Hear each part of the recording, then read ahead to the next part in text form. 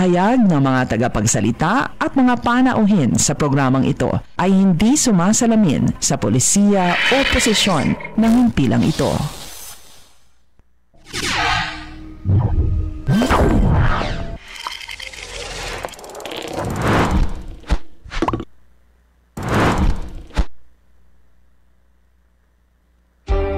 Para sa pinakabago at makabuluhang impormasyon at kaalaman mula sa Ministry of Human Settlements and Development, narito na ang programang MHS Delivers. Hatid ng inyong mga tagapaglingkod na Information Officers na sina Salimbay Abdullah at Juwayriya bin Emran Muhammad. MHS Delivers, naglilingkod upang maibigay ang mga tulong at serbisyong pabahay at hanap buhay para sa bawat pamilyang Bangsamoro. MHS Delivers sa pamumuno ni Minister Hamid Aminuddin Bara at sa liderato ni BARM Chief Minister Ahud Balawag Ibrahim Al-Haj. MHS Delivers. MHS Delivers. A'udhu billahi minash shaitanir rajim. Bismillahirrahmanirrahim. Subhanaka la ilma lana illa ma 'allamtana innaka antal alimul hakim. Glory be to you, Allah subhanahu wa ta'ala. We have no knowledge except what you have taught us. Verily, it is you, the all-knower, the all-wise. Assalamualaikum warahmatullahi wabarakatuh. Isa po ang napakaganda, mapagpala at makatahanang umaga ho sa ating lahat, and welcome sa ating programang MHS Delivers. Ito ho ang programa sa radyo na hatid sa inyo ng Ministry of Human Settlements and Development o MHSD, ang tinaguriang housing arm ng Bangsamoro Autonomous Region in Muslim Mindanao o ng BARM. Ngayon po ay ika-13 sa buwan ng Pebrero taong 2025 at ika-14 sa buwan ng Shaban 1446 sa ating Hijri calendar. At ito na ho ang ating 208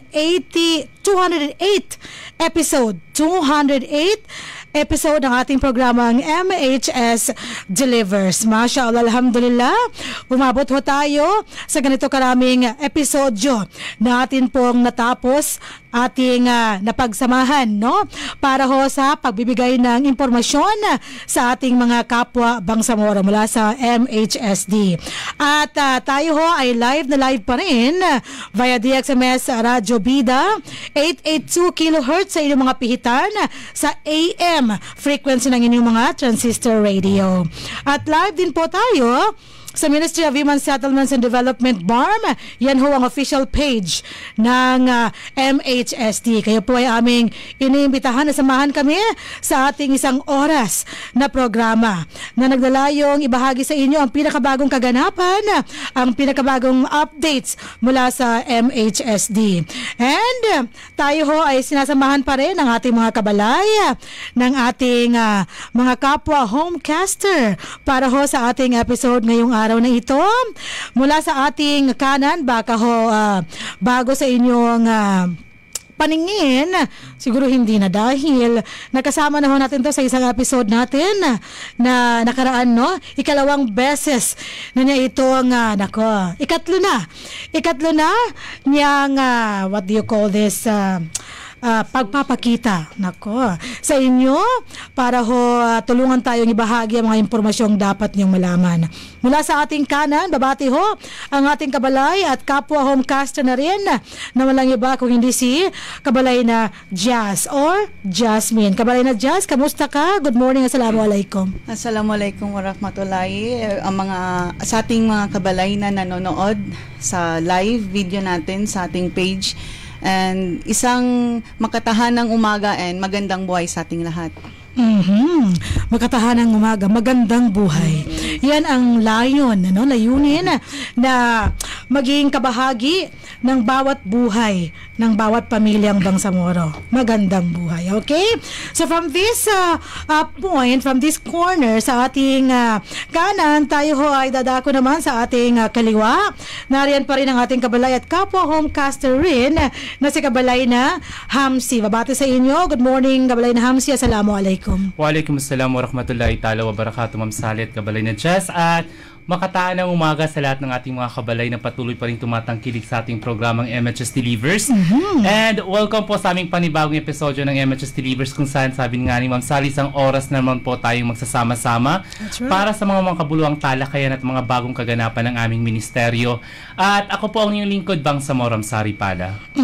At yun naman po ang pagbati mula sa ating kabalay na si Hamsi. Kompleto na ho yung aming mga greetings sa lahat ho ng ating mga kabalay na kapiling natin ngayon sa ating episode. Again, this is our 208th episode ng ating programang MHS Delivers. Binabati namin ang ating mga kabalay mula sa ating mainland provinces. Mula sa Maguindanao, dalawa po yan, Maguindanao del Norte at Maguindanao del Sur. Hanggang sa Lanao del Sur at sa Special Geographic Area. Yan po ang ating mainland provinces.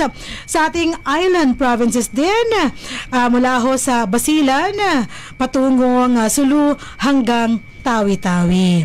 At dyan po kabahagi natin ang ating mga provincial offices, lahat ho ng ating probinsya. Dito po sa rehiyong Bangsamoro ay meron tayong kaakibat na mga provincial offices.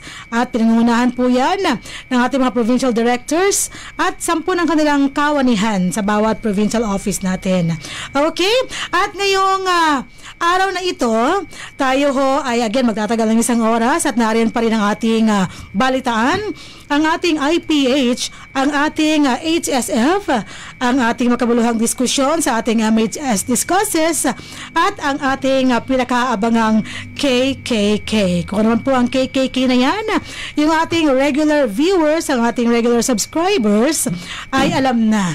Yung mga bago naman, maya-maya po malalaman natin kung ano ang ating sinasabing KKK. Before we proceed sa ating balitaan ngayong araw na ito, shout out sa ating mga miyembro ng Bids and Awards Committee na ngayon po ay nagtipon-tipon dyan sa may Alnor Convention Hall para sa ating sinasagawang pre-bid conference ng 18 proyekto. Dami-dami mga yes, madami-dami ito. Bubugan ngayong araw. 18 projects at marami-rami pong prospective bidders ang naroon sa hall na yon para pakinggan ang mga presentasyon at mga dapat na malaman nila para ho maiwasan ang maging disqualified.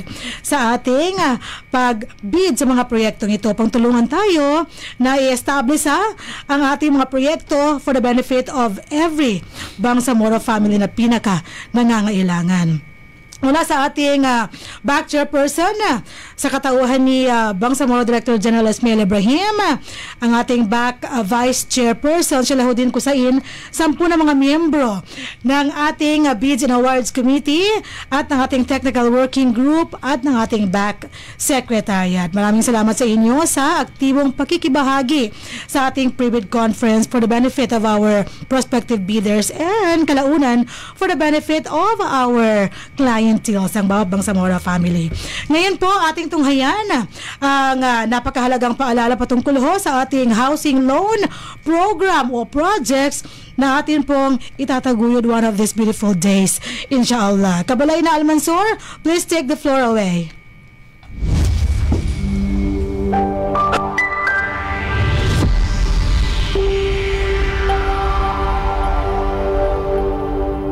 Nais niyo bang magsimula ng bagong buhay sa bagong tahanan? Lumipat sa bagong struktura at bagong komunidad? Empleyado ba kayo ng opisina, kumpanya o may matatag na hanap buhay? Narito na ang Ministry of Human Settlements and Development sa pangunguna ni Minister Hamid Aminuddin B. Bara at sa suporta ni Chief Minister Ahod Balawag Ibrahim ang proyektong Economic Housing Loan. Katulad ng mga panimulang struktura sa Phase 1 at 3 ng Barangay Kapiton, Dato Odin Sinsuat kasama ang Phase 2 sa Barangay Sumba, Dato Odin Sinsuat. Layunin ng ministry pagpatuloy ang proyekto sa mga lalawigan ng Cotabato City. 63 barangay ng North Cotabato, ang una at pangalawang distrito ng Maguindanao, pati na rin sa island provinces ng Basilan, Sulu at Tawi-Tawi. Narito ang 9 na requirements na kinakailangang ipasa para mag-avail ng housing loan. Una, filled out housing loan application form. Pangalawa, Certificate of Employment and Compensation, notarized. Pangatlo, kung may asawa, kailangan magpasa ng marriage contract. Kung hiwalay sa asawa, kailangan magpasa ng separation papers. At kung balo naman, kailangan magpasa ng death certificate of spouse. Pang-apat, payroll o payslip. Panlima, proof of billing. Pang-anim, 2 piraso ng 1x1 ID picture. Pang-pito, photocopies ng 2 valid IDs with 3 specimen signature. Kung may asawa, parehong 2 kopya ng IDs na may 3 signatures bawat kopya. Pang-walo, authorization letter na nagpapahintulot sa Pag-ibig Fund na imbestigahan ang beneficiary. At ang huli, pang-siyam, membership status verification slip. Para sa pagpasa ng mga requirements o para sa mga karagdagang impormasyon, maaari kayong mag-chat sa Ministry of Human Settlements and Development, BARM Facebook page o makipag-ugnayan sa opisina ng Ministry of Human Settlements and Development sa MHSD Regional Office, Bangsamoro Government Center, Rosary Heights 7, Cotabato City.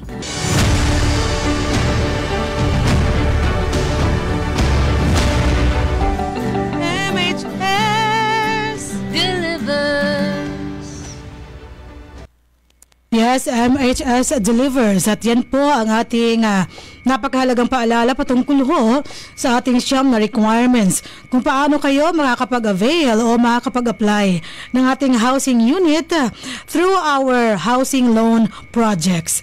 Sa ngayon po, ang ating areas for this project or program ay nariyan po sa Barangay Simba, sa Datuudin, Sinsuat at sa may Barangay Kapiton, Datuudin, Sinsuat. And one of these days, meron tayong 6 na hektareng nakalaan para sa proyektong ito na kapag tapos na ang ating mga paghahanda, ang dapat nating sa alang-alang at isagawa, mag-uumpisa na rin po ang konstruksyon ng ating mga housing units dito po sa mga lugar na ating nabanggit.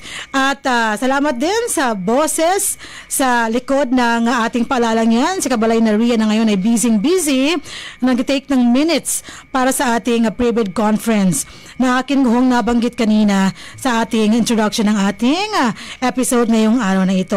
At marami na rin sa ating mga kabalay ang nagpadala ng kanilang mga comments sa ating Facebook Live sa ngayon.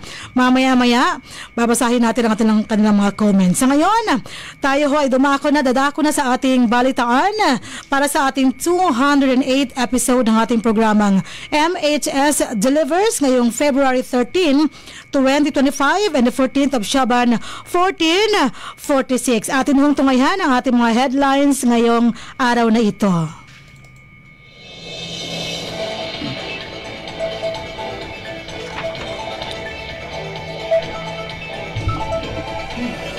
Una sa ating headlines, Management Committee ng MHSD nagtipon at tinasa ang mga proseso at implementasyon sa 2024 at naghanda para sa 2025.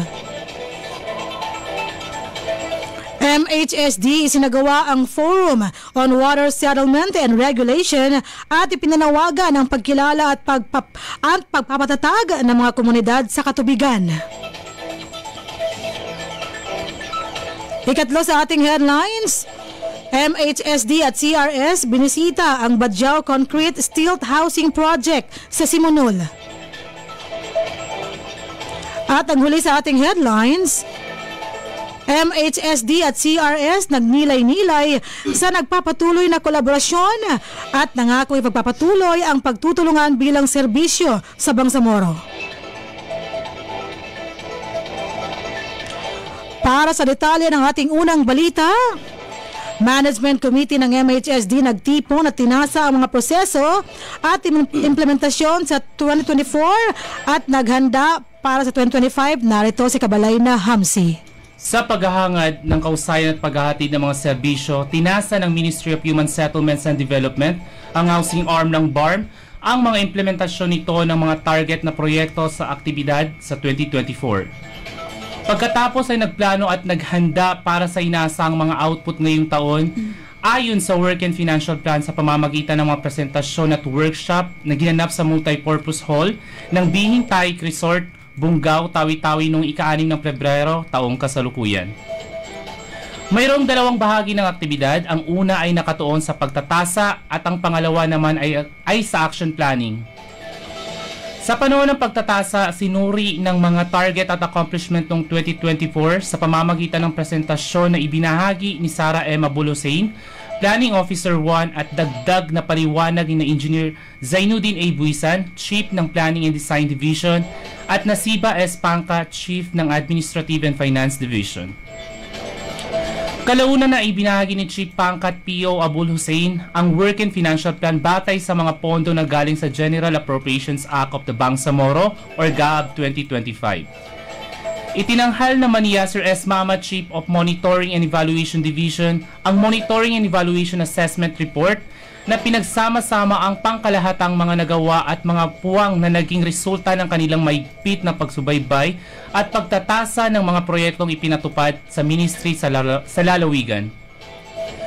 Ang mga kumpletong talakayan ay sinagawa sa action planning kung saan hayagang iniharap ang mga hamon na nararanasan at kung paano nalampasan ang mga ito. Pati na rin ang mga benchmark na mas mahuhusay na kagawian na naobserbahan sa pagsunod sa mga administratibong pangangailangan. Ang mga paraan upang matugunan ang mga kaukulang isyo at alalahanin ay naidokumento sa aktibidad na natutugunan sa mga susunod na araw.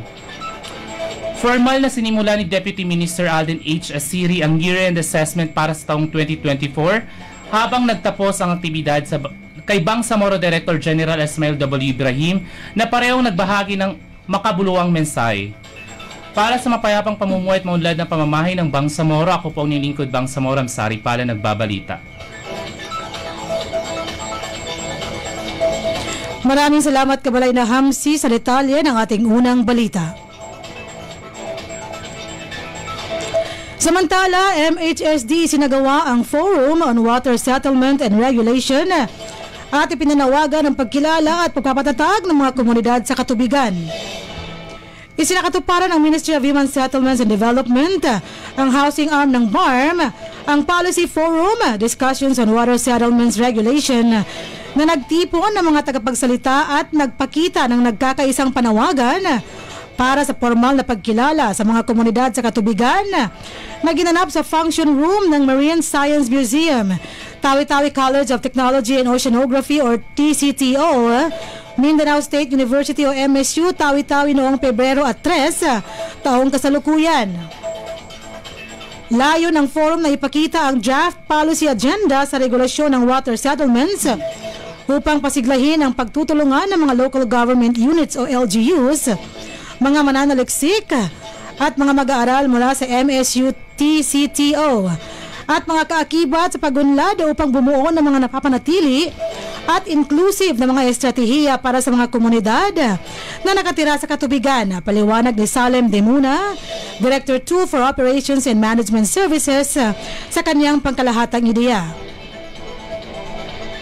Inilahad naman ni Architect Rashmin Kamlian, Head Architect ng RC Design and Construction at Resource Speaker, ang policy agenda mula sa Living with Waters, Regulation of Water Settlements mula sa 3rd Policy Agenda Forum na ginanap noong Oktubre taong 2024. Sa forum, ibinahagi ang mga pangunahing natuklasan mula sa 2024 benchmarking activity sa Sitangkay. Sinasabing sa Pilipinas, ang tubig ay tinuturing na isang pampublikong resource at ang paggamit nito ay kinokontrol ng Estado. Ang Water Code of the Philippines o Presidential Decree No. 1067 ay namamahala sa paglalaan ng mga karapatan sa tubig na tinitiyak ang pantay na pag-access para sa iba't ibang layunin tulad ng domestic use, agrikultura, industriya at power generation. Naipakita ng mga presentasyon na ang mga water rights settlement sa Pilipinas ay hindi formal na kinikilala sa parehong paraan tulad ng sa ibang mga bansa tulad ng United States, kung saan ang Indian water rights settlements ay nagsisiguro na ang mga tribo ay nakakuha ng federally reserved na mga karapatan sa mga supply ng tubig. Ang mga kalahok ay nakibahagi sa pagpino ng mga policy at pagmumungkahi ng mga naisalokal na solusyon. Sa pangangasiwa naman ni na Program Officer Arnaldo Arcadio at Engineer Ariel Sadural ng Catholic Relief Services o CRS, ginrupo ang mga kalahok sa workshop upang pag-isipan ng mga partikular na tanong na umusbong mula sa Living with Waters Policy Agenda Forum, tulad ng pagbibigay prioridad para sa policy regulation tungkol sa water settlements, rekomendasyon at pagsasaalang-alang sa mga proseso upang matiyak na ang polisiya ay inclusive, ligtas, marangal at tumutugon sa kultura at mga pangangailangan ng Bangsamoro. Nagbahagi rin ng mga mensahe sina Deputy Minister Aldin H. Asiri, Bangsamoro Director General Ismail W. Ibrahim at Engineer Sabturani U. Bakil, Provincial Director ng MHSD Tawi-Tawi, matapos na kinatawanan ni Alcin Bakang, MSU Vice Chancellor for Student Affairs, si Dr. Mary Joyce Ginto Sali, MSU Chancellor, sa pagtanggap sa mga kalahok sa Tawi-Tawi at sa aktibidad. Dumalo rin sa forum na inorganisa ng Policy Development Coordination and Regulation Division sa pangunguna ni Chief Abdulhamid Alawi Jr. ang mga Municipal Planning and Development Coordinating Officers mula sa munisipyo ng Sitangkay at South Ubian. Para sa mapayapang pamamahay at maunlad na pamumuhay ng Bangsamoro, ang inyong lingkod sa Lembay Abdullah magbabalik.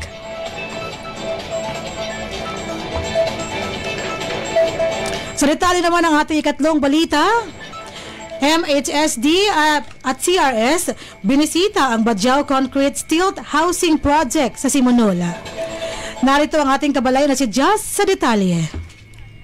Sa kalagitnaan ng pagninilay-nilay sa patuloy na pagtutulungan, binisita ng Ministry of Human Settlements and Development ang housing arm ng Barmat Catholic Relief Services, ang Madinatul Bajau Complex, ang concrete stilt housing community sa Barangay Dotong sa makasaysayang isla ng Simunol, Tawi-Tawi noong 5 ng Pebrero taong kasalukuyan, kung saan napagtantuhan nila ang pangangailangan para sa pagpapatibay ng pagtatatag ng katulad na komunidad na may pasilidad at regulasyon. Ang ibig sabihin ng Madinatul Bajau ay lungsod ng Bajau. Ito ay pinangalanan ng ating mahal na Provincial Governor Ismail Mang ay Sali bilang parangal sa ating mga kapatid na gypsies. Ayon sa kanyang mga obserbasyon, kahit sa malalaking lungsod, mall at hotel, ginagamit ang pangalang Bajau, ngunit ang may-ari ng pangalan ay binabaliwala o madalas nadidiskrimina pa. Wika ni Engineer Sabturani U. Bakil, Provincial Director ng MHSD Tawi-Tawi. Ambisyon ni Gov. Sali ay isang araw ang maliliit na silungang ito ay gagawing lungsod para sa mga Bajau, inshallah. Higit pa rito, magbibigay si Gov. Sali ng mga pangangailangan kabilang ang mga mall para sa mga Bajau. Dagdag pa ni PD Bakil habang ginagabayan ng mga bisita sa iskrusyon. Pinangunahan ng MHSD ni Aldrin H. Asiri, Deputy Minister, habang ang CRS ay pinangunahan naman ni Arnaldo Arcadio, Program Manager. Kasama ng Madinatul Bajau ang 5 pang proyekto na pinondohan ng gobyernong Bangsamoro, kabilang ang 50 pabahay na ipinatupad ng MHSD, 100 pabahay na pinondohan sa ilalim ng kapyanan program ng Office of the Chief Minister na si Ahud B. Ibrahim, at kalsada, multipurpose covered court at footbridge na ipinatupad ng Ministry of Public Works. Kasalukuyang ginaganap ang maigpit na profiling procedures ng mga benepisyaryo para sa resettlement housing projects upang matiyak na sila ay may gawad sa pinakamahihirap at pinakanangangailangan. Matatagpuan sa Simunol, isang munisipalidad sa Tawi-Tawi, ang pinakamatandang mosque sa Pilipinas na itinayo ng Arabong misyonaryong si Sheikh Karimul Makdum noong 1300s. Ngayon ay kilala bilang Masjidul Sheikh Karimul Makdum. Ang istruktura ay may mahalagang papel sa pagpapalaganap ng Islam sa rehiyon at nananatiling isang mahalagang kultural at reliyosong lugar. Naging pundasyon sa pagbisita ang pagdaraos ng MHSD at CRS ng Policy Forum, discussions on water settlements regulation sa Tawi-Tawi College of Technology and Oceanography, Mindanao State University sa Tawi-Tawi. Pumunta ang MHSD at CRS sa isla pagkatapos ng courtesy visit kay Gov. Sally sa provincial capital sa Bungaw, Tawi-Tawi. Para sa mapayapang pamumuhay at maunlad na pamamahay ng Bangsamoro, ang inyong lingkod, Jasmine Langgi, nagbabalita. Maraming salamat, Kabalay na Jazz, sa detalye ng ating ikatlong balita. Samantala, MHSD at CRS nagnilay-nilay sa nagpapatuloy na kolaborasyon at nangakong ipagpapatuloy ang pagtutulungan bilang serbisyo sa Bangsamoro. Ang Ministry of Human Settlements and Development, ang housing arm ng BARM, ay nagnilay-nilay sa umuunlad na pagkipagtulungan kasama ang Catholic Relief Services o CRS at nangakong ipagpapatuloy ang suporta sa bawat isa sa pagbibigay serbisyo sa Bangsamoro sa 2 araw na partnership planning na ginanap noong Pebrero 4 hanggang 5 taong kasalukuyan sa Multipurpose Hall ng Bihing Tahik Resort, Tawi-Tawi. Solidarity, subsidiarity, dignity of the person, equity, social justice, at preferential option for the poor ang mga prinsipyo ng partnership na itinampok sa mga sesyon ng pagninilay. Aktibong lumuhok sina Aldi Nasiri, Deputy Minister, Ismail W. Ibrahim, Bangsamoro Director General, at Arnaldo Arcadio, CRS Program Manager. Kasama ang MHSD Provincial Directors, Division Chiefs, Section Heads at Technical Staff sa mga reflection session na inalala at kinilala ang mga nagawa pati na rin ang mga pagkukulang sa buong partnership. Binalangka sa panahon ng Partnership Scoreboard ang mga kailangan pang pagbutihin, pati na rin ang mga ipinagdiwang na mga milestone, kung saan itinala ng mga kalahok mula sa MHSD at CRS ang kanilang satisfaction sa partnership batay sa mga aktibidad na isinagawa. Tinansya ang mga marka upang kumatawan sa mga partido at inihambing sa mga nakaraang taon ng partnership na ginawang posible para matukoy ng mga partido kung aling mga bahagi ang pagbubutihin. Ipinaliwanag ni Program Manager Arcadio na layo ng aktibidad na muling bisitahin ang mga naibahaging values ng partnership, suriin ang Year 3 Partnership Detailed Implementation Plan o PDIP at bumuo ng PDIP para sa 2025. Ang pag-unlad ng mga aktibidad batay sa PDIP ay ibinahagi ng bawat kaakibat na dibisyon at seksyon na nagbigay diin sa Housing and Human Settlements Manual o HHSM, Bangsamoro Housing and Human Settlements Plan o BHHP, Monitoring, Evaluation, Accountability and Learning o MEAL System, Disaster Response, at pag-update ng Citizens Charter. Tinukoy ang mga aktibidad upang matugunan ang mga gaps at natitirang mga aktibidad mula 2024 na uunahin sa 2025 bawat quarter at nagdedetalye ng mga kailangang resources para sa epektibo at mahusay na pagpapatupad.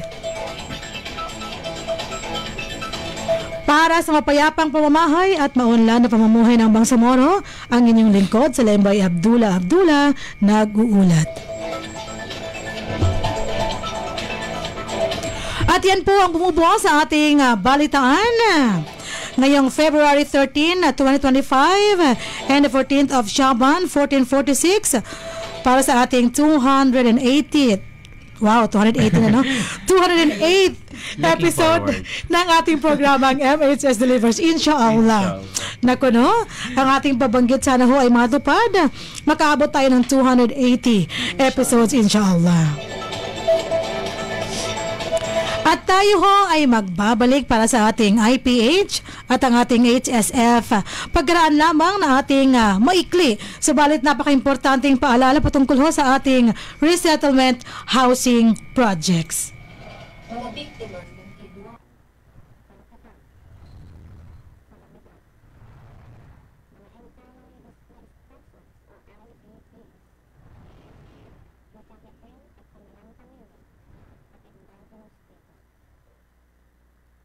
Ari ng resettle ng mga nangangailangang beneficiaryos pamamagitan ng Ministry of Human Settlements and Development. Sa ilalim ng Bangsamoro Appropriations Act 2021, tututukan ng MHSD ang pangangailangan sa mga pabahay ng mga nangangailangan pero walang kaya. Sa ilalim ng pamumuno ni Minister Attorney Hamid Aminuddin Bara at sa suporta ni Chief Minister Ahod Balawag Ibrahim, narito ang Ministry of Human Settlements and Development para punan ang pangangailangan para sa mga bagong tahanan para sa mga nawalan. Para sa mga karagdagang impormasyon, maaari kayo mag-chat sa Ministry of Human Settlements and Development FARM Facebook page o makipag-ugnayan sa opisina ng Ministry of Human Settlements and Development sa MHSD Regional Office, Bangsamoro Government Center, Rosary Heights 7, Cotabato City. MHS delivers.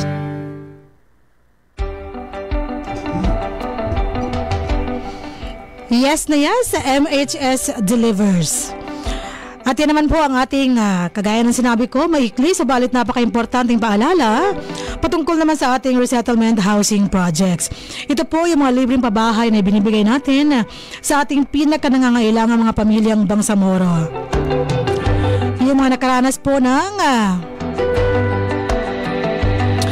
hindi magandang nangyari noon, nabunga ho ng conflict na tumagal ng ilang taon na naging dahilan ng pagkasira ng kanilang mga bahay. At ngayon, bago tayo dumako sa ating IPH, mangyaring basahin natin ang ating mga comments sa ating Facebook Live sa ngayon. Medyo madami-dami na rin. Umpisahan mo na, Kabalay na Hamsi. Yes, Ma'am Sally, nangunguna sa ating comments si Sir Bagumbon or Ibrahim Bagumbon, our Executive Assistant 3, right? Yes, that's right. At watching daw siya at mag-ingat daw po tayo. Mashallah, thank you so much, Sheikh Ibrahim Bagamban. And ito, basahin ko na rin dahil hindi po ako nagmamalaki. Medyo nababasa ko po yung Arabic. Sana tumama. From Akasha Bara. O, diba? Assalamualaikum, watching from RPB FI. Ma'am, ano po itong RPB FI para humalaman ang ating mga taga-subaybay ng ating programa? Next. At sinundan ni Fatma Al-Zahra Macavero Sangkupan. Assalamualaikum, watching from Marawi City. At kanya din sinundan watching from MHS Tilanaw Satellite Office. Mas specific na. Yes, Okay. Sinundan na para complete address daw po. At also one of our administrative sa Malano din po, Marhani Makalipot Kamar. Assalamualaikum, watching from Seoul, South Korea. Mashallah. Ang layo na naabot nila, Ma'am Sally. Baka naman. Shout out. Shout out. Miss ko na ang lugar na ito. Alam niya, Ano favorite ko masarap dyan? na pagkain ng Sally na hindi madaling mabulok from Korea? Kimchi. Oh. Nawala dito. Nawala dito, my God. Ano bang meron dyan? Actually, magkaiba talagang lasa ng pagkain. Pag doon mo kinakain at doon ginawa, compared dito. Yung mga product na natin. Kagaya ng tteokbokki, yung sa street food.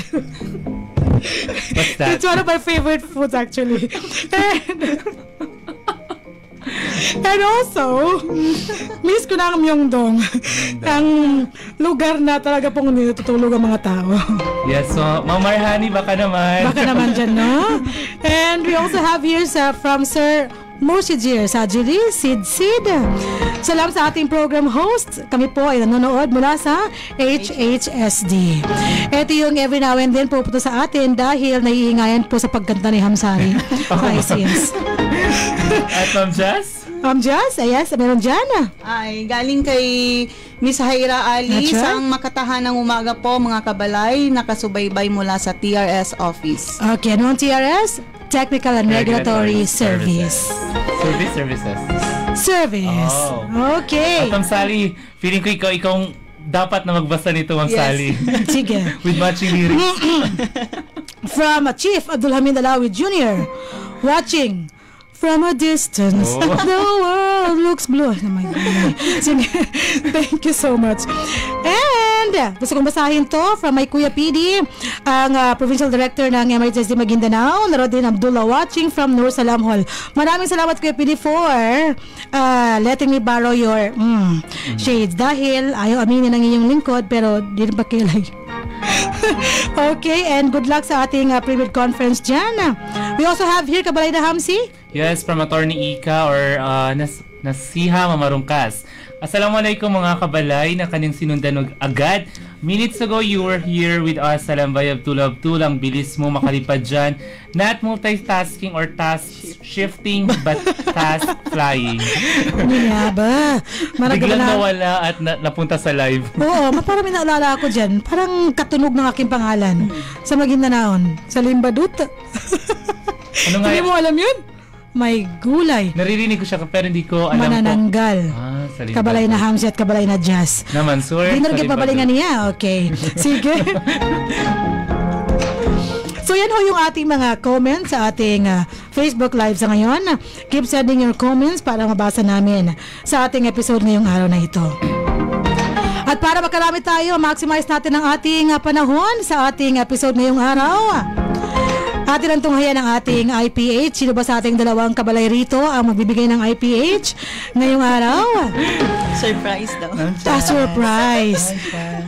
On behalf of Kabalay na Ria, tingin ko nasa kabilang banda, sa kanang bahagi ang magbibigay sa atin ng ating IPH. Patrivia portion. Kabalay na Jazz, ibahagi mo na sa amin. Yes, mga kabalay, paalala lamang po na sa dulo ng programang ito, meron po tayong segmentong KKK kung saan ang inyong kasagutan sa aming katanungan ukol sa kalaman ng programang ito ang posibleng magpapanalo sa inyo ng 100 pesos load. I-text lamang ang inyong kasagutan sa numerong 0955-799-4778. At syempre sa ngalan ng ating kabalay na si Joey Ria, ako pong magbibigay sa inyo ng segmentong impormasyong pambahay at hanap buhay sa episodyong ito. So, Ma'am Sally and Kabalay na Hamsi, kamakailan lamang ay dumalo ang ating mga kabalay sa MHSD at CRS sa Tawi-Tawi. So, naikwento sa atin ni Kabalay na Ria ang kanyang karanasan sa pagsakay sa isang bangka. Nabanggit niya sa atin na siya ay may natutunan sa kung paano malalaman kung overloaded na ang isang bangka o barko. Yes. Paano kaya? So meron tayong ang mga load lines na kilala rin bilang plimsoll lines ay mga marka sa katawan ng barko na nagpapahiwatig kung gaano kalayo ang isang barko ay maaaring ligtas na maikarga. Tumutulong ang mga ito na matiyak ang katatagan at buoyancy ng barko.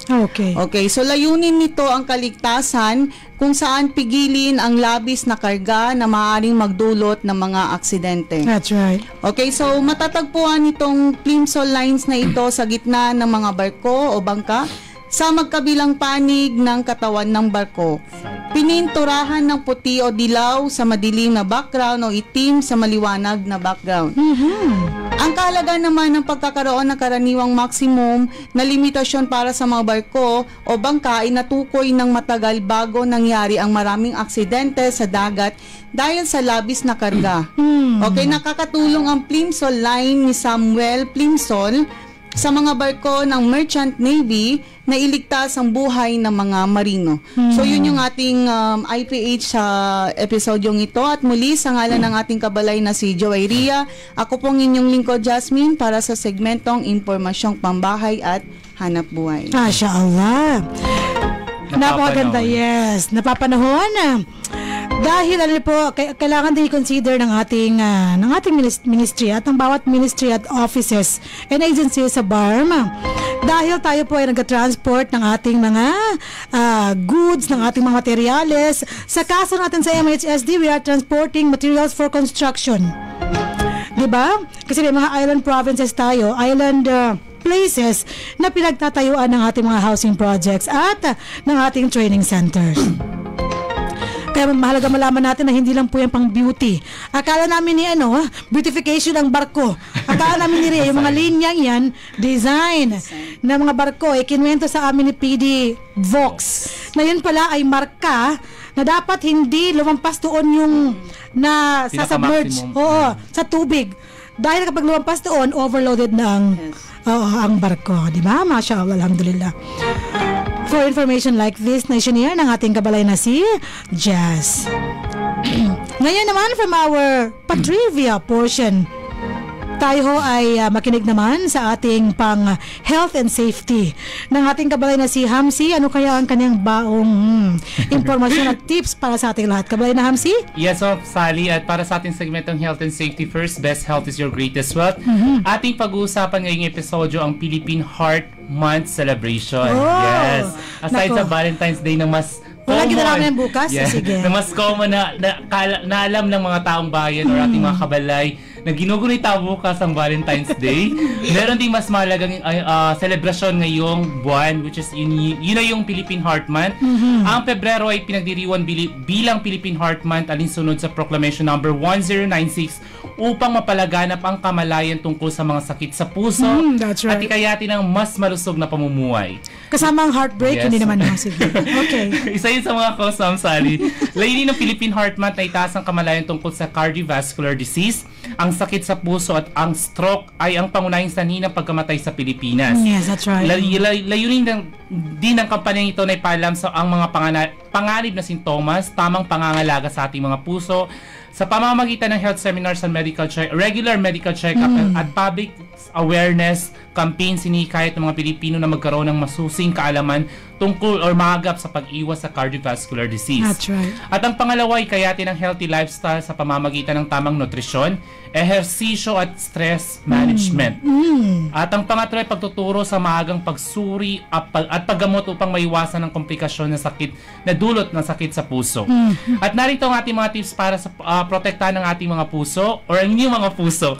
Bawasan ang asin sa ating mga pagkain ng sobrang asin ay maaaring magdulot ng high blood pressure. Huwag too salty. Yes, so at nagpapataas ng panganib na sakit sa puso, piliin ang fresh at natural na pagkain kaysa sa mga processed foods or mga noodles, canned goods. That's right. At pangalawa, iwasan or limitahan ang pag-inom ng alak. Ang labis na pag-inom ng alak ay maaaring magdulot ng mataas na blood pressures at iba pang mga komplikasyon sa puso. Uminom lamang, kung hindi man ito maiwasan, uminom lamang ng moderate.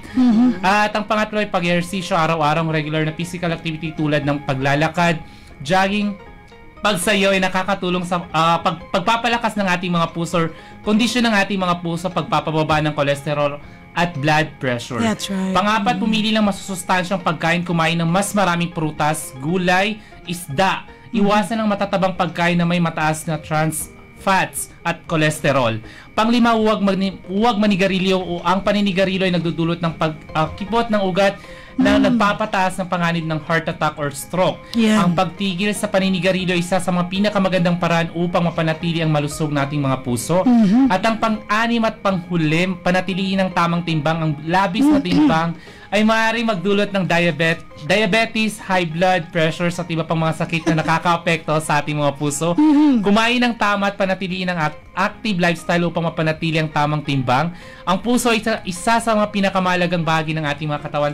Kaya alagaan natin ito sa pamamagitan ng tamang pagkain, regular na check-up or paggalaw or ehersisyo, malusog na pamumuhay. Sa pamamagitan ng Philippine Heart Month, ang bawat Pilipino ay hinihikayat na maging mas maingat at proactive sa pangangalaga sa ating mga puso upang magkaroon ng mas mahabang buhay at mas magandang kalidad ng pamumuhay. At yan po ating maikling segmentong Health and Safety First, Best Health is Your Greatest Wealth. Ako po niyong lingkod Bang Samoram Saripala. Yes, mashallah, alhamdulillah. Maikli, subalit napakamakabuluhan ng ating HSF ngayong araw na ito patungkol sa ating mga puso. At hindi lamang sa Pebrero, Ma'am Sally. Hindi. Sa buong taon or sa mga susunod. Yan, ang pag-iingat natin ay hindi lang po nakatuon sa kung anong araw ng selebrasyon nito. Yan po ay buong araw, lahat ng araw sa buong taon. Dapat po iniingatan natin ang ating kalusugan ng ating puso. Sabi ni Kabalay na Hamsi, tamang pagkain, tamang ehersisyo, at regular check-up. Yes, diba? Yun ang kailangan. Pagkain ng mga masusustansya. Oo, wag yung process. Nako, mahilig pa naman tayo dyan, Kabalay na. Dahil sa pagka-busy-busy yung mga convenient food na lang yung nakikita natin, which is hindi po maganda sa ating mga kalusugan. That is alright. Wag too salty, wag too sweet. Yan. Yes, mga kinadapat at tandaan. I want to mention, Sir Ajib, mag-diet na po tayo. Pisahan natin. Ang ating pag-dieta. Wag na si Mamshki. Siya ay talaga pong seryosong itinutuunan ka natin sa ating pre-bid conference. Okay, sa ngayon, shout out talaga tayo po ay mag-dieta ng mabuti. at nararapat para ho alagaan ang ating mga pusong tumitibok-tibok. Ayan, okay. Dahil dyan, tayo ho ay tapos na sa ating IPH at ang ating HSF ngayong episode natin. Maraming salamat Kabalay na Jans at Kabalay na Hamsi. Ngayon po ating tutunghayan ang ating napakahalagang topiko or discussion sa araw na ito, sa ating episode ngayon. At yan po ay patungkol sa ating 2025 Civil Registration Month celebration. Ngayong Pebrero yan, no? Yes, Kabalay na Hamsit, Kabalay na Jazz. At nakapanayam ng ating kabalay na si Ria, ang ating ang Chief Administrative Officer o OIC Regional Director ng Philippine Statistics Authority or PSA ng BARM na si Engineer Akan Tula. Pakinggan natin ang kanilang naging diskusyon, ang kanilang naging usapan patungkol ho sa ating napakahalagang topic ngayong araw na ito. Nandito po ang ating interview session with Ria and Engineer Akan Tula. Assalamualaikum warahmatullahi ta'ala wabarakatuh at narito po tayo muli sa isa pang episodyo ng MHS Delivers para sa ating highlight segment na walang iba kundi ang MHS Discusses. Kasama po natin ngayong araw na ito para sa ating talakayan ang walang iba kundi ang mismong Regional Director ng Philippine Statistics Authority ng region ng Bangsamoro Autonomous Region in Muslim Mindanao. Walang iba kundi si RD Akan Tula. Assalamualaikum RD. Kumusalam and isa pong araw sa inyo pong lahat, sa ating pong mga tagapakinig at umpisa salamat at kami napundakan sa inyong programa. Yes, of course.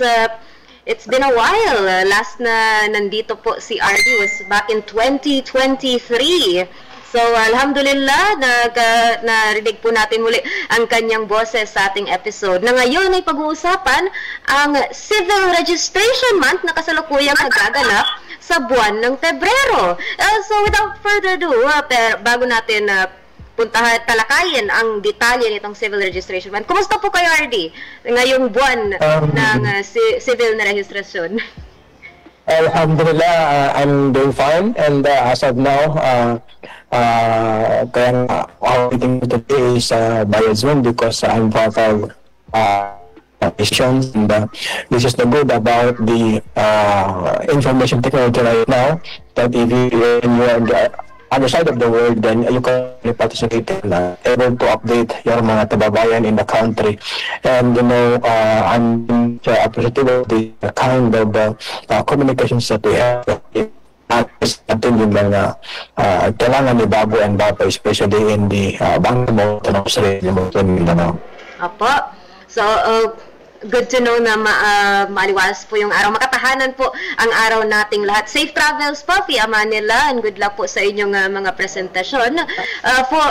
I believe kabilang yun sa mga aktibidad natin for Civil Registration Month. Pero bago natin i-detalye yun, ano nga po itong Civil Registration Month na ito at para saan po ang paggunita sa sinasabing civil registration na ito? Yeah, very good, no? That presentations that a part of the activities laid during celebrations of the Civil Registration Month. Anyway, we are now in the 35th year na, no? Ang celebration ng ating Civil Registration. Ang bukod nito, o ang goal, o ang hangarin ng ating Civil Registration Month celebration maiparamdam at sa ating mga kababayan ang importansya ng pagkakaroon ng serbisyo at pagkakaroon ng sibil, no? Yung importance of having these basic documents, kasi kung wala itong ating mga birth certificates, we can say na stateless tayo, no? Certificates and other certificates, patuloy na tayo nag-exist, no? Although practically we are existing because we can breathe and we can talk, but then when it comes to kaya marami pong mga kababayan natin sa bandang huli na nagkakaroon na so maraming salamat again na itong pagkakataon ito is mabigyan natin ng highlights itong ating civilization. hirap ang term na you are stateless. Kailangan talaga may record ang kung saan bansa kayo nanggaling para masabing may pinanggalingan ka. I believe dahil sa avoidance natin na maging stateless ang ating mga mamamayan, mga kabalay natin sa Pilipinas and by extension BARM, ano po itong mga activities na pinapakita ang importansya ng pagkakaroon ng civil registration? May mga activities po ngayon na madetalye na naganap na or gaganapin pa ngayong buwan ng Pebrero? Opo, bakit ako dun sa mga activities, lineup of activities, may I remind everyone of our theme for today, the edition of the Civil Registration Month, which is being agile and future fit civil registration statistics. Yan po ngayon yung ating tema, o dyan nakaangkla yung ating celebration ng civil registration sa ngayon.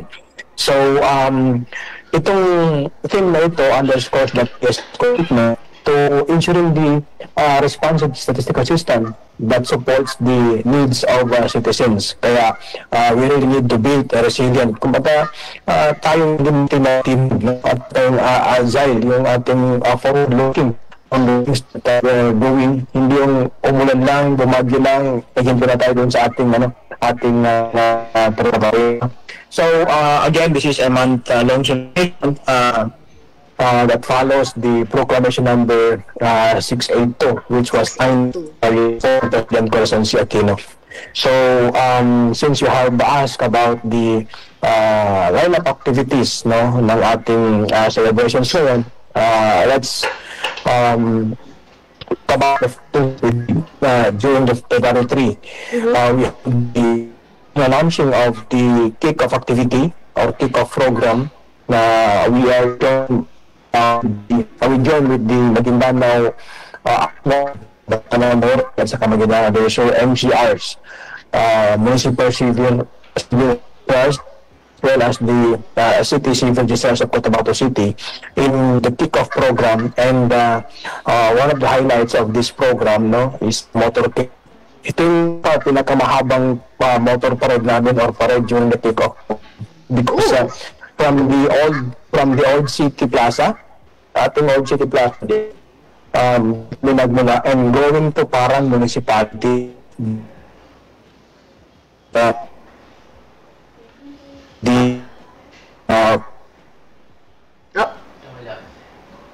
RD? Civil Registration Month. RD, sorry po sir na naputol po kayo na I believe doon po nag-start yung lag sa gina-describe niyo yung kahabaan ng motorcade parade. Okay lang po ulitin natin from there? Okay. So again, so far, pinakamahabang motorcade namin so far sa pag-celebrate ng Civil Registration Month, kasi nag-umpisa kami from that City Plaza, and then going to Parang Maguindanao sa municipality ng Parang, because this celebration of the CRM is sponsored by the Parang LGU, yung ating kick-off ngayon. So yun po yung mahabang parade natin na sa pagkakatanda ko. And then we have also the info caravan sa Civil Registration Month na ito by province. Province sa amin, nagkakaroon din sila ng mga information caravan to the municipalities. And then meron din mga motorcade, and yung ibang province namin, may mga one-stop shop sila. And dito rin ang photographic and the Civil Registration Mobile. So, hindi po nawawala itong mga civil registration mobile. And kasama na rin kami, nagpa-participate na rin kami doon sa mga MCRs na kapag kami mga kasalanggayan, nagpa-participate po tayo dyan. Of course, kasama itong ating radio guesting oras on the Civil Education Month. Just itong Philippine National ID System natin at saka doon sa Registration System Project ng PSA. Launching of the Civil Registration System Desk na dyan sa ating region. Then, gusto rin natin ipagkalat yung aming flyers on the basic no, information about the Republic Act number 1948 and Republic Act number 10172 hanggang doon sa RA number 69255. No? So ito yung mga nagsasaad kung paano gawin pag mali yung middle name mo, pagka na magkamali yung pangalan mo mismo, pagka nagkamali yung date, pagka nagkamali yung sex, pagka na yung year, and all of the pagkakamali that comes to civil registration. And andyan ang aming lectures on civil registration and data statistics. And then magkaroon kami ng pool and part of the quiz B among NCRs. Kasi para makip mo rin data about the memorandum na civil registrations. And then, I think isa sa mga highlights na gustuhan ko during this itong ating employees. Dito natin ngayon mami-measure yung ating mga kasamahan mismo sa loob ng office kung gaano ba palawak yung kanilang kaalaman patungkol sa civil registration. And aside from that, of course, we have our social responsibility. Magkaroon din kami ng coastal cleanup and then a cleanup drive. Nung last civil registration, mismo sa malapit sa office, nagkaroon kami ng cleanup drive in coordination with the barangay officials and then the municipal officials. And nagkaroon din kami last ng coastal cleanup, especially sa barangay natin along the coastal areas. No, and ito pa yung pinaka gusto ko rin na activity natin every registration month, ang aming outreach activity. Ginagawa namin doon sa mga orphanage at sa mga daycare centers. Ito nag-provide tayo ng kahit man lang at mga kababayan, masustansyang meal, no, doon sa ating mga kababayan sa orphanage and doon sa mga daycare centers. About health awareness naman, meron tayong kung anong oras, meron tayong bloodletting program. So, depende kung gaano kabilis, no, yung ating coordinations with the Red Cross and all concerned agencies.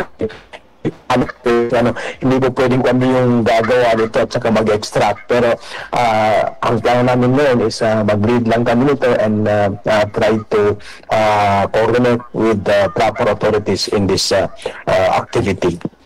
Alright, mabigat-bigat din ang nakalinyang activities for just February para sa Civil Registration Month, and surprisingly hindi lang siya nakatutok sa civil registration, kundi merong mga holistic at kumbaga social responsibilities din kayong nakaantabay.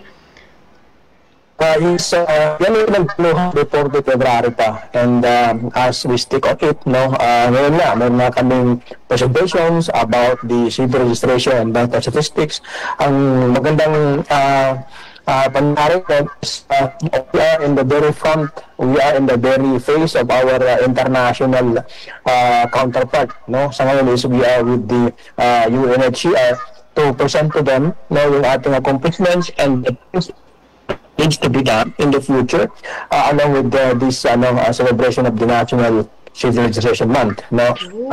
We presented ito na yung mga status ng ating engagement with the UNHCR and another international counterparts natin when it comes to civil registrations. As cleanup, OSB, outreach activities, dati namin itong ginagawa, kumbaga parang kung titingnan mo, how can we do that, no?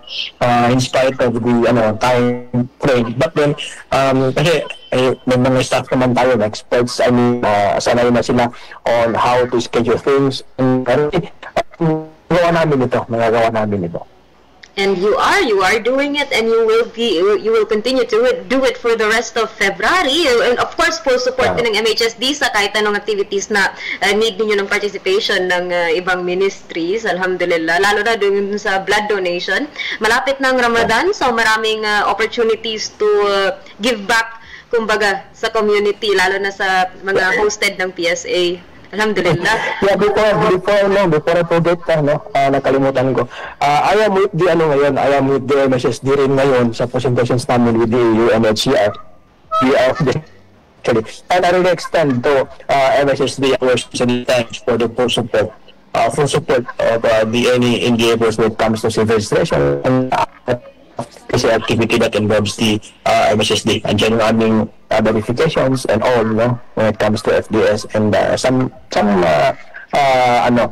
activities that meron tayong counterpart sa MSSD. Full support naman po ang ating MSSD.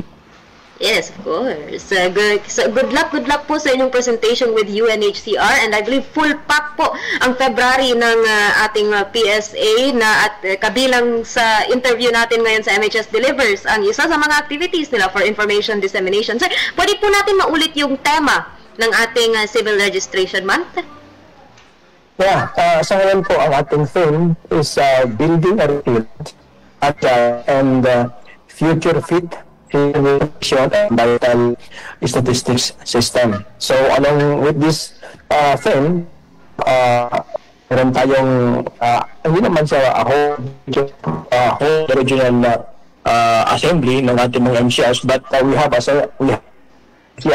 napuntahan ko nga by next day doon sa far flung municipality province natin, which is Tawi-Tawi. And I also discuss these things, no, the continuous learning about basics of and so on. Part of our activity. So good thing is intact na sila ngayon. Pag-arrive natin doon, we are ready na to inform, have a basic lectures, and then another thing is impact dito sa activities na ito, but since doon na tayo, we will also impact to them the importance of the data privacy. Yes, inshallah. Sa mga nabanggit niyo pong activities at marami pong ginanap para sa Civil Registration Month na meron pa pong ibang gaganapin for Civil Registration Month, and if wala na, ano pa pong ibang activities ang ginaganap ng PSA outside of Civil Registration Month? Yeah, so as planned, no, during this Civil Registration Month, ang dami nating mga MCRs having their mobile registrations. This is now the time din, no, kung papahintulin is to call the constituents, tinatawag natin sila pa, na may registro na nila yung kanilang mga anak, or maging sila man kung wala. So, magparehistro na po tayo kasi isa po mga visit documents. Isa po sa pinaka pangunahing dokumento na hinahanap, no, sa ating nagkakaroon tayo ng transactions and transactions of government offices or maging hindi man sa government offices. As to the activities of the registration month, kahit na wala pa po itong civil registration month, continuous po yung ating paggawa ng registering civil and ang ating mobile civil registrations yung aming mobile starter nyo tinatawag, wherein kung yung schedules namin, magpa-schedule po ng mga MCRs at ng puntaan PS para sa printing ng ating security paper. So, kami po yung pupunta, depende po yung schedule ng MCR na nakakalendar namin. So, continuous po yung pangalawa, yung aming paghahabol doon sa mga hindi pa nakapag-rehistro, no, na mga kababayan natin na magparehistro na through this draft, no, yung birth registration assistance project natin sa PSA. Ito po ay libre, no, itong app ito, kaya samantalahin po natin. And for the information ng ating mga kababayan, layon na po ang ating dito sa registration dito. Umabot tayo hanggang doon sa boundary natin, no, sa Malaysia and other issues of our provinces in the Bangsamoro Autonomous Region in Mindanao. Clarify lang po namin, sir, this is just for registration kung wala pa silang registration. Let's say nawala po nila yung papeles nila, birth certificate, marriage certificate, kung ano man kung ano mang rason, pwede rin po ba sila mag-approach para makakuha ng copy? If ever po, kasi ganito po, ang nangyari po nito, pag wala kang certificate, dapat gano'n na magkwento ng tinatawag natin negative certificate. parang sa magparati na wala yung pangalan mo doon sa database natin. Nang nawala yung birth certificate at yung nakarehistro sa database natin, all you have to do is mag-print na and may isang terrace outlet pwede sa Kidapawan. Sa Marbel. Sorry po sir, na putol-putol po kayo dun sa part na kung wala kayong certificate or yung part na yung proseso po na part. Sorry po. Baka pwede from the pa na lang. Yes. Ganito kasi yan, no? Pag ikaw wala talagang birth certificate, ang unang-unang gagawin natin is mag-request tayo ng negative certification bago si NCR maka-issue ng late registration, kung yan yung late registration. Ngayon, kung ikaw naman ay meron ng birth certificate at nawala mo na lang yun, yung green copy man yan o yung SECPA copy mo, ang gagawin mo na lang is mag-request ka na lang doon sa ating clearance outlet, tinatawag dyan sa office natin sa regional office, dyan sa Marbel, sa Kidapawan, sa Zamboanga, sa Tawi-Tawi ngayon, meron na tayo. Kung saan kayo malapit doon, pwede kayo magpa-print ng inyong security paper. Yan yung kahalagahan ng pagpapista natin sa database natin. Kasi kahit saan kayo sa buong Pilipinas, kung paano malapit na CRS outlet, pwede kayo mag-request doon ng copy ng inyong certificate. At 155 po ang bayad noon doon sa sa CRS outlet na yon. Kung magpa-request po kayo, mag-request kayo ng SECPA, security paper ng inyong birth certificate. So yun po, yun yung proseso, no? So wala naman kayong talagang birth certificate kasi i-release po kayo to be tira, no? Tinatawag yung birth registration assistant project, and then si PSA and MSTARS ang gumagawa na po nung process ng pagpa-register ng birth certificate, and then pag ma-process na po siya the central office, i-print po namin, kami po yung print ng yung security paper, and kami rin po ang magbibigay doon sa mismong munisipyo kung saan kayo, at ito po ay libre. So yun po kung wala kang birth certificate, pero pag birth certificate ka na wala, mag-request ka na reprint, pero may bayad doon sa outlet. And hindi po ito sa PSA mapupunta, yung 150 para po palinaw. Ito mapupunta sa counterpart, which is the Unisys. Doon po yung bayad. Salamat. Alright. At kasama po itong pagbigay ng copies ang mga usual services ng PSA outside na sa civil registration month. Like ito na yung day-to-day na serbisyo ng PSA sa kanilang mga offices. Ano pa po ang ibang mga serbisyo ng PSA na outside na po ng civil registration month, aside dito sa pag-process ng copies ng ating mga certification, civil registered certifications? Po doon sa pinagagawa namin, information po kasi registrations na rin. Ayun nga po, sabi ko, tuloy-tuloy yung ating BRAP, then tuloy yung ating retro, balik sa MCR natin, no, ating mga certificate, yung list doon sa ating mga database, and periodically magkakaroon tayo ng ating mga educational campaign, information campaign, patungkol sa kahalagahan ng ating civil registration month. But then, kung pag-uusapan natin ang trabaho ng PSA aside from that civil registrations, at po ating labor force survey, dyan po ating monthly na ginagawang monitoring, andyan po ang ating monthly na ginagawang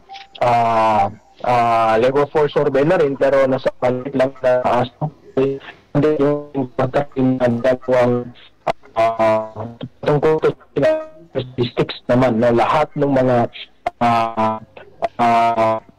kultura na ating quarterly na ginagawa, patuloy natin ginagawa yan. Aside from that, itong ating continuous na pagparehistro ng ating national ID. No, so kung sino po wala pang national ID, 5 years or below, and then kung sino pa po yung wala, and then mag-approach lang po kayo doon sa aming mga PhilSys mobile, kasi nag-mobile po tayo ngayon. And andyan din po yung ating community based itong survey sa ngayon, but in the process po yung ating data doon. Alright. I believe na kuha po natin ang meat ng ating interview. Marami tayong natutunan tungkol sa Civil Registration Month, mga activities ng PSA in general na services.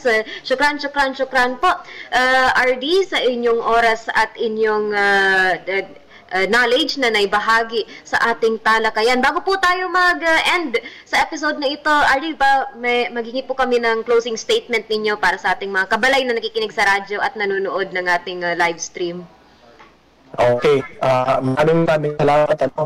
Una-una sa pag-ibita naway sa susunod mag-engage pa nyo kami kasi marami pa itong dapat na ipamahagi sa kay Babu at sa kay Bapa patungkol sa information ng kahalagahan ng pagparehistro sa sarili, kahalagahan ng pagsasabi ng totoo about sa ating income, about kahalagahan ng ating pagsangayon doon sa ating mga statistical researchers.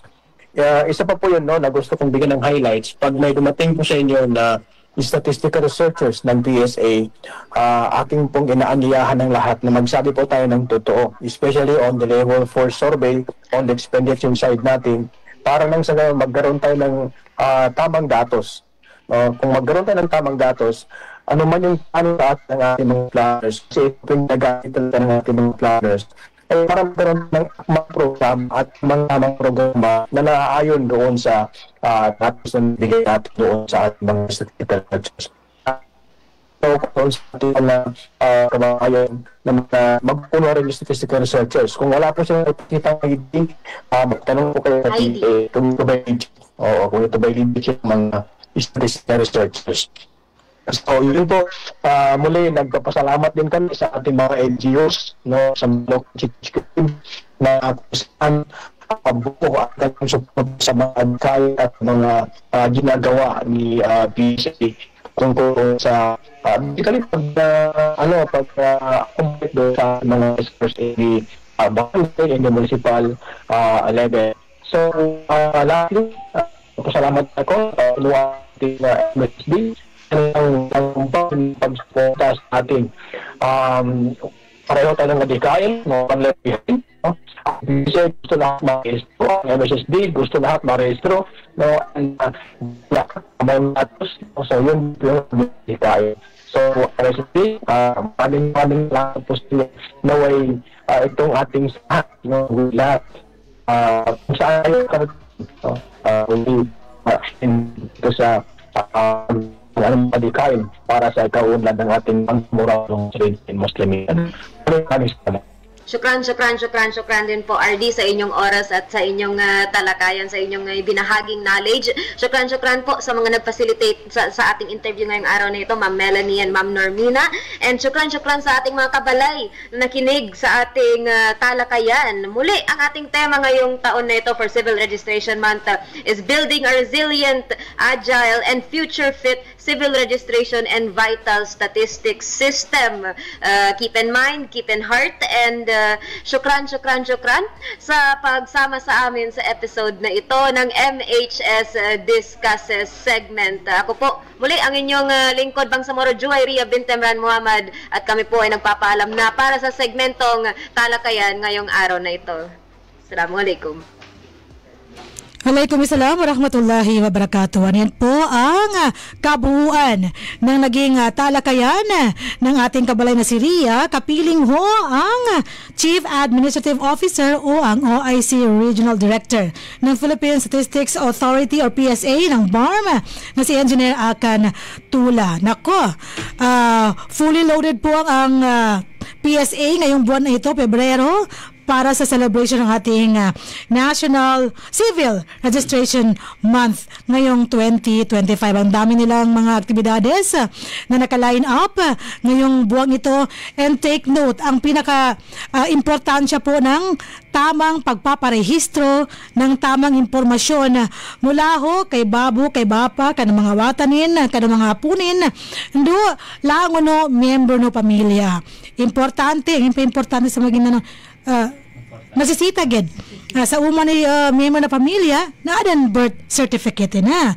Dahil ginagamit po yan sa bawat transaction natin, official transaction sa mga ahensya ng gobyerno at sa ano pa mga ahensya na kailangan natin makipag-transact for our benefit. Importante po yun.